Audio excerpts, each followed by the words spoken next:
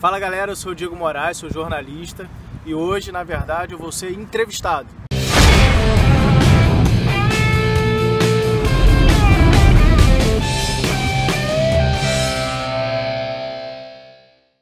E aí, cara, beleza? Obrigadão pela entrevista. Eu queria começar te perguntando como é que o jornalismo entrou na tua vida, na tua carreira, assim? Então, na verdade, foi a Rosana Jatobá, a moça do tempo, na época que eu era da sua idade, talvez. Você tem quantos anos? 18, tinha 17, não, tinha 17, tinha uns 15 anos.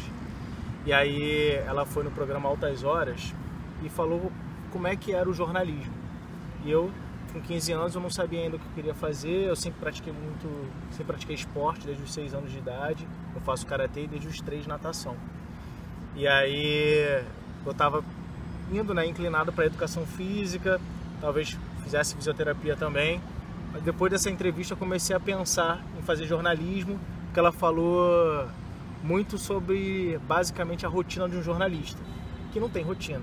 Cada dia é um dia.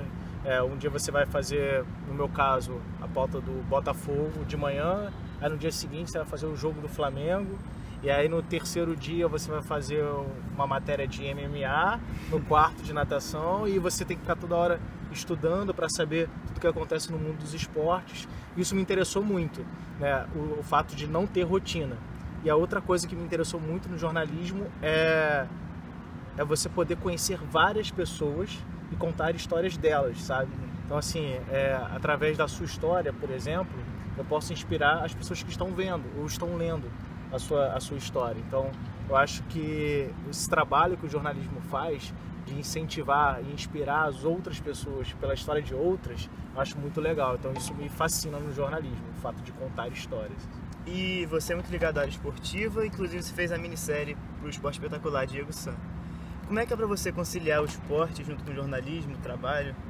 Então, assim, eu já sabia desde o início que ia ser complicado, até porque o que eu quero dentro do esporte, como atleta, é a vaga olímpica. Então, isso não é uma coisa simples. Vou voltar depois de 11 anos e vou, depois de uma competição, conseguir a vaga. Que é uma vaga que o mundo inteiro está querendo, está disputando. Então, quando eu voltei para praticar esporte, eu já sabia que ia ser difícil para eu me readaptar e ainda manter a rotina de jornalista que não existe, né? Então, quando eu tive essa ideia, eu vendi um projeto, né, sugeri um projeto para a Globo. Olha, eu sempre fui muito envolvido com lutas e tal, e eu gostaria de voltar a lutar e mostrar o quanto é difícil a vida de um atleta olímpico no Brasil. Então, quem busca o alto rendimento no Brasil precisa de muito de apoio, né? Então, como eles não têm muito apoio, eles têm que trabalhar. Você tem que trabalhar para ter dinheiro para viajar. Então, basicamente, essa é a minha vida. E aí eu posso mostrar isso, né? E ver na pele isso. Então, foi a partir daí, e também de um sonho meu, quando eu era atleta de karatê, antes de ter parado, eu sempre sonhei o karatê virar esporte olímpico, e virou quando eu já era jornalista, né? Que foi em 2016. Então, eu busquei o sonho e conciliar com o lado jornalista. Não é fácil, porque hoje, por exemplo, eu acordei 5 da manhã, aí fiz fisioterapia, e aí eu vim pra cá, eu moro no Flamengo, então Zona Sul pra cá demora mais ou menos 1 hora, metrô mais BRT. Aí daqui eu vou pro trabalho, aí eu vou gravar de 2, mais ou menos, não sei que horas são, mas de 2 até mais 8, e aí depois de 8 horas eu vou ajudar o editor de imagem a fechar a série, que a série vai pro ar, próximo episódio no domingo. Então eu tenho que ajudar também na edição, além de lutar e entrevistar alguns atletas durante as competições e fora delas. Eu monto o roteiro da série e também ajudo na edição, na finalização dela, e vai pro ar. E cara, uma questão muito polêmica assim do jornalismo esportivo é o time do apresentador, do jornalista. Como é que você lida com isso? Você consegue desvincular um pouco a paixão do clube para conseguir passar informação mais apurada, mais sem crítica? Você consegue dizer nisso bem ou foi muito difícil de ir? Não, eu confesso que eu era mais apaixonado antes, sabe? Mas, cara, eu vou te falar, quando a gente eu, por exemplo, quando eu tô trabalhando, cobrindo um clube especificamente, geralmente como eu sou do Rio, eu cubro um clube carioca. Então eu torço pro clube que eu tô cobrindo. Sabe por quê? porque vai ter mais tempo no jornal se ele ganhar. Então tem 4 clubes no Rio, tô fazendo Botafogo e São Paulo, sou fogão, sabe? Tô fazendo Fluminense e Sport, eu sou tricolor. Eu já comemorei gol do Fluminense, eu não sou tricolor, sou flamenguista. Eu já comemorei gol do Fluminense, porque pra história era interessante. Então o Michael, assim que eu comecei na reportagem, o Michael é um garoto da base do Fluminense, que até tá afastado, se envolveu com droga, joga depois. E aí ele fez 2 gols no segundo jogo dele como profissional. 2 gols do Michael, aí eu, cara, se ele meter o terceiro, a história vai ser perfeita. Aí ele meteu o terceiro gol, eu falei assim, perfeito, aí eu comemorei.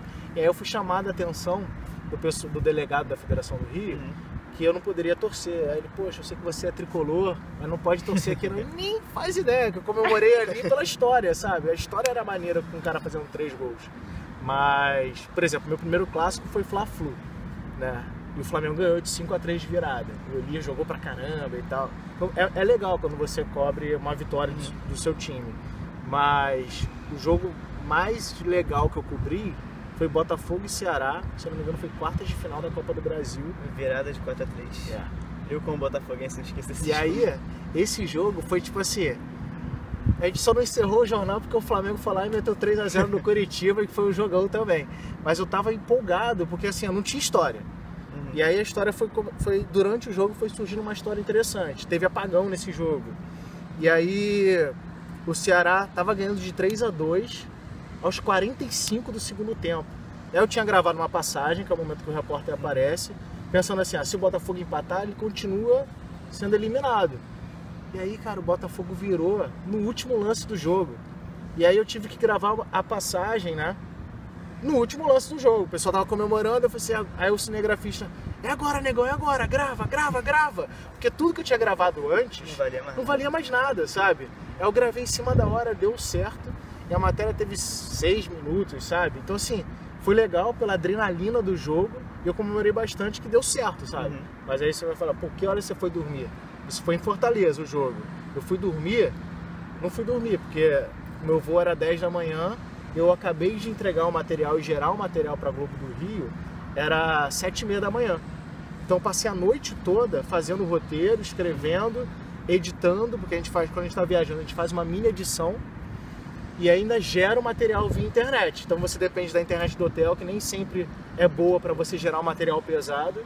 E aí acabou que foi isso, aí 7h30 eu fui feliz, sabe? Voltei feliz pelo trabalho que deu resultado. Saindo um pouquinho dessa área esportiva, a gente sabe que a área de jornalismo é uma área muito complicada de se ingressar. E eu queria que você contasse um pouquinho das dificuldades que você passou e desse umas dicas também do que um estudante pode fazer para se destacar no mercado. Acho que a primeira coisa é você pensar o que você quer fazer dentro do jornalismo. Se você quer trabalhar na área de economia, se você quer trabalhar na área de esporte. E aí, desde o início da faculdade, você pensar o que eu quero ser. Quero trabalhar na área de esporte, então eu vou construir aqui na faculdade uma base e procurar estágios que possam me credenciar para fazer isso. Por exemplo, eu sempre fui voltado para a área de esporte. Então, no segundo período de faculdade, eu já comecei a estagiar. Eu sempre gostei muito de TV. Então, eu procurei um estágio no estúdio de TV da faculdade. E aí eu entrei no estúdio de TV, aprendi a fazer iluminação, aprendi a cortar a câmera para outra, aprendi a gravar a câmera de estúdio, a saber como é que é o processo dentro do estúdio. Depois eu passei para a TV da faculdade. E aí eu passei como repórter até. Então, como repórter da TV, eu podia sugerir as pautas que eu quisesse. Então, eu sempre gostei de esporte e economia. Então eu sugeria muita coisa, fazia muita coisa de economia e de esporte.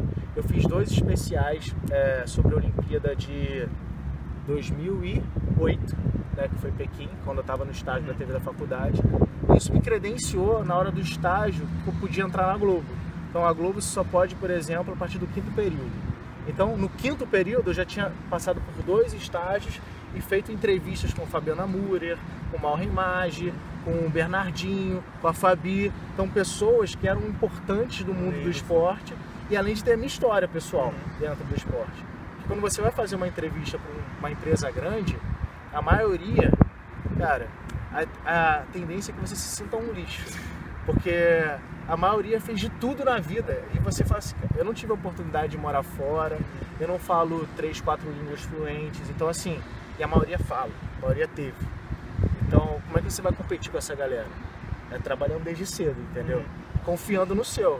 E você vai lá e vende o seu peixe. Você tem que aprender a se vender, que é uma outra coisa que você tem que começar. Porque geralmente a gente não fala da gente, a gente fala dos outros. Então, como é que você vai falar bem de você sem se achar? Então, você tem que se fazer interessante, né? E você já está no meio jornalístico tem um tempo. E de lá para cá, quais mudanças você observou e o que você espera daqui para frente? Eu entrei na faculdade em 2006 e entrei na Globo em 2009. De 2009 para cá, na época que eu entrei na faculdade, o jornal impresso era muito valorizado, né? A rádio também, hoje menos. A internet tem crescido cada vez mais. E neste momento, a internet já está, eu acho que já está talvez mais importante aí que a TV. Que a gente já está fazendo um momento de transição. A TV está tentando novidades, mas as novidades que a TV traz geralmente é por conta do youtuber que estava ali fazendo sucesso e traz para a TV. Mas a tendência é que a pessoa, quando todo brasileiro tiver a oportunidade de ter internet de fácil acesso, que não é uma realidade de todo mundo, cada um vai assistir o canal que quiser. E aí no YouTube você assiste o canal que você quiser. Você quer ver, pô, como é que você vai deixar o cabelo assim penteadinho, ou como é que eu vou deixar o cabelo enroladinho, sabe? Eu vou lá no canal que eu sigo e vou lá, pá, pô, é isso que eu quero ver hoje.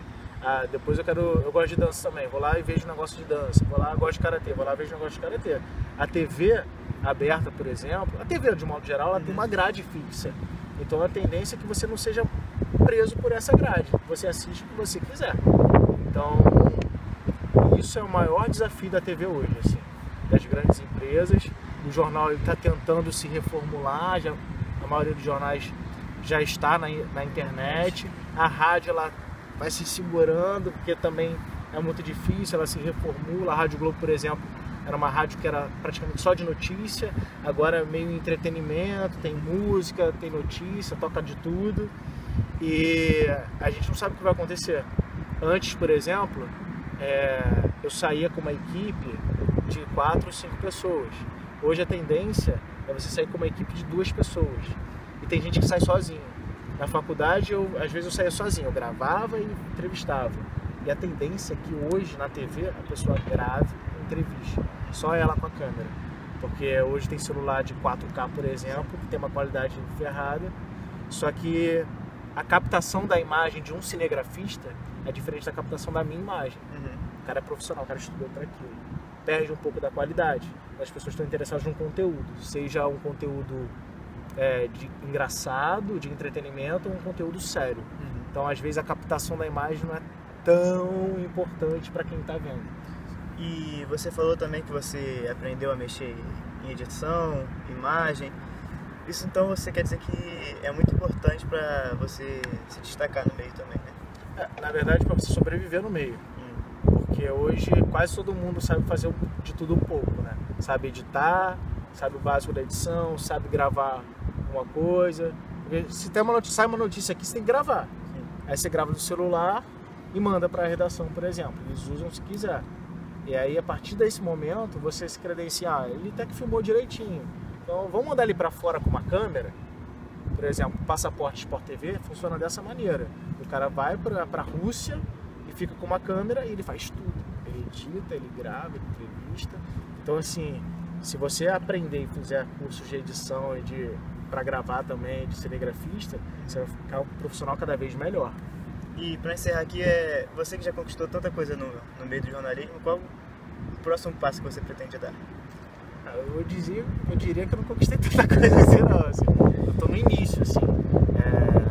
A série até, assim, apesar de ter sido uma ideia minha, eu tomo como a série como o meu primeiro passo, sabe? Eu já fiz outra série pro Globo Esporte, também envolvendo luta, que é a Olimpíada é uma luta. Só que era de taekwondo, judô, luta olímpica e boxe. É uma reportagem contando uma história de cada atleta desses esportes. Já fiz outras matérias legais assim de luta e de esporte, mas só que essa série eu acho que é um passo inicial na minha carreira pelo fato dela ser uma série nacional. Ela tem uma repercussão do jeito que sabe? E eu tento mostrar outros atletas além de mim. Só que é só o primeiro passo. Eu quero depois da série poder ter... O meu objetivo como repórter Pedro, você é o editor-chefe do Jornal Nacional. E aí chega um produtor e fala, o Diego tá lá na África do Sul, ele queria enviar uma matéria para vocês. Você topa? Matéria do Diego? Matéria do Diego pode passar, tranquilo, eu sei que é boa. Eu quero que em qualquer lugar que eu faça uma matéria, a pessoa saiba que o meu material é bom. Então, assim, não importa qual jornal, não importa qual veículo, eu quero que simplesmente o meu nome seja veiculado a uma boa reportagem. Então, esse é o meu passo, sabe? O próximo passo é esse. Não só matéria de esporte, mas matéria de cidade, matéria de economia, matéria de turismo, qualquer tipo de matéria. Eu só quero isso dentro do jornalismo. E aí é o meu segundo passo. O meu terceiro passo a gente pensa depois. Um passo de cada vez. Sim. Bom, galera, muito obrigado. Agradecer aqui ao Diego pela entrevista aí, pelo tempo disponível. E qualquer dia a gente volta com outra entrevista aí. Valeu.